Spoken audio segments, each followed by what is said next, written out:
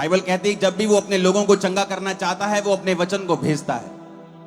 और मेरा विश्वास है कि आज जब मैं प्रार्थना कर रहा था और परमेश्वर आप लोगों के लिए मुझे वचन दे रहे थे कि आज कौन सा वचन आप लोगों को मुझे देना है, तो मेरा यह भी विश्वास है कि जब आप लोग इस वचन को सुनेंगे आपकी जिंदगियां सेम नहीं रहेंगी आज के बाद। क्योंकि ये वचन सुनने के बाद ही परमेश्वर आपको आपकी शर्मिंदगियों से आजाद कर देगा और आपकी बीमारियों से आपको आजाद कर देगा, आपके बोझ से आपको आजाद कर देगा। क्योंकि वचन में लिखा है कि वो अपने वचन को भेजकर अपने लोगों को चंगा करता है और उन्हें सत्यानाश के गड्ढों में से निकालता है। इस दुनिया में ऐसी 3 घटनाएं हुई हैं, सिर्फ 3 बार, जहां स्वर्गदूतों ने आकर खुद कहा हो कि एक स्पेशल चाइल्ड जन्मने वाला है। इसकी हल्की सी गूंज कम करना, बहुत कम। अपने पड़ोसी को बोलो ऐसा 3 बार हुआ है। बोलो अपने पड़ोसी को ऐसा 3 बार हुआ है। जब स्वर्गदूतों ने आकर धरती पर कहा हो कि एक बच्चा आने वाला है। ऐसा सिर्फ 3 बार हुआ है इस दुनिया में कि किसी व्यक्ति के आने से पहले स्वर्गदूत ने कहा हो, परमेश्वर के दूत ने आकर, एंजल्स ने कहा हो कि एक फलाना फलाना बेटा, फलाना फलाना बच्चा तुम्हारे बीच में आ रहा है। पहला था सैमसंग, दूसरा था यूहन्ना बपतिस्मा देने वाला और तीसरा प्रभु यीशु मसीह। ये तीनों ऐसे जन थे कि जिनके पैदा होने से पहले परमेश्वर ने दूतों को भेजा था कि वो जाएं और बताएं कि मैं अपने लोगों के लिए एक छुटकारा भेज रहा हूं। न्यायों 13 उसकी 1 से 5 आयत में लिखा है, इस्राएलियों ने यहोवा की दृष्टि में बुरा किया, इसलिए यहोवा ने उनको पलिश्तियों के वश में कर दिया। दानियों के कुल में सोरावासी मनोह नामक एक पुरुष था जिसकी पत्नी बांझ थी और कोई पुत्र नहीं था। और उस स्त्री को यहोवा के दूत ने दर्शन देके कहा, सुन, बांझ होने के कारण तेरा बच्चा नहीं, परंतु अब तू गर्भवती होगी और तेरे बेटा होगा। परंतु सावधान रह, ना तो दाख मधु, ना किसी प्रकार की शराब, ना कोई शुद्ध वस्तु तू खा, क्योंकि तू गर्भवती होगी और तेरे एक बेटा उत्पन्न होगा। उसके सिर पर तू छुरा मत फिराना, यानी कैंची फिराकर उसके बाल मत कटवाना, क्योंकि वो जन्म से ही परमेश्वर का नाजीर होगा और इस्राएलियों को पलिश्तियों के हाथ से छुड़ाने में वही हाथ लगाएगा। क्या कहा परमेश्वर ने?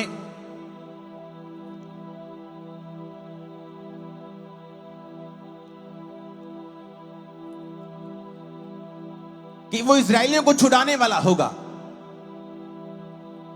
लेकिन जब हम पहली आयत को दोबारा पढ़ते हैं, इस्राएलियों ने यहोवा की दृष्टि में बुरा किया और यहोवा ने उनको पलिश्तियों के वश में 40 वर्ष के लिए रखा।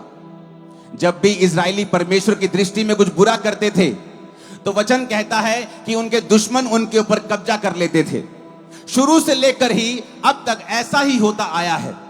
जब भी परमेश्वर ने अपने लोगों को छुड़ाता था और वो लोग परमेश्वर से फिर पाप करने लगते थे, मूर्ति पूजा करने लगते, व्यभिचार करने लगते, और बाइबल कहती है वो पाप के कारण परमेश्वर फिर से उनको बंधुआई देता था। और यहां भी ऐसा हो रहा था।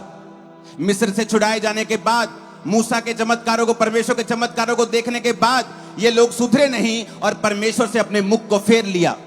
जब आदमी परमेश्वर से अपने मुंह को फेर लेता है तो वचन कहता है कि शैतान उसके ऊपर कब्जा करेगा। वो चाहे जितना मर्जी समझदार हो, वो जितना मर्जी बड़ा हो, बड़े बड़े ओहदे के ऊपर हो, या एक मजदूर हो, चाहे किसी देश का राजा हो, अगर वो परमेश्वर के वचन के अनुसार नहीं चलेगा तो वचन कहता है कि शैतान, बीमारियां, डिप्रेशन, नशे, अलग अलग तरह के दुख उसके ऊपर कब्जा कर लेंगे। पुराने नियम में वो कब्जा शारीरिक रूप में होता था और दूसरे देश उनके ऊपर कब्जा कर लेते थे। जब दूसरे देश कब्जा कर लेते थे तो वो फिर परमेश्वर की दुहाई देते थे, फिर परमेश्वर के सामने रोते थे, परमेश्वर हमें छुड़ा, हमें छुड़ा। और परमेश्वर फिर एक आदमी को भेजता था, अपने दासों को भेजता था, और वो उनको फिर परमेश्वर का वचन सुना के बोलते थे कि बेटा बेटी, हे प्रजा के लोगों, तौबा कर लो। तो परमेश्वर फिर से विश्राम के दिन, शांति के दिन तुम्हारी जिंदगी में भेज देगा। तो वो फिर तौबा करते थे और फिर परमेश्वर उनको शांति देता था, फिर उनको चंगा करता था, फिर सांपों को, बीमारियों को उनकी जिंदगी से दूर कर देता था। और यहां पर वचन लिखा है कि जब उन्होंने परमेश्वर की दृष्टि में बुरा किया तो परमेश्वर ने एक फिर डिलीवरर को, एक छुटकारा देने वाले को उनके बीच में पैदा किया। स्वर्गदूत आया और कहा कि तेरे अंदर जो बांझपन है अब वो खत्म हो जाएगा। परमेश्वर तेरे को एक बेटा देगा, उसके सिर पे छुरा नहीं फिरना चाहिए। ये कब की बात है? यीशु मसीह के जन्म से 1000 साल पहले की।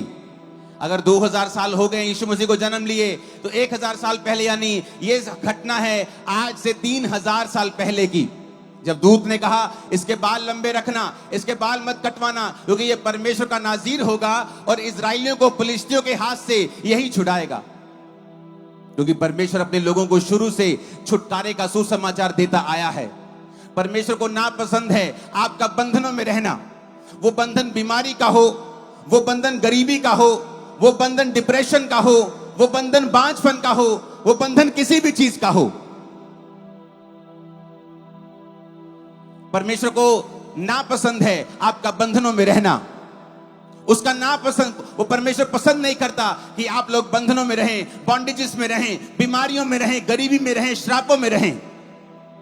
तो परमेश्वर अपने छुटकारा देने वाले को समय समय पर भेजता रहता है।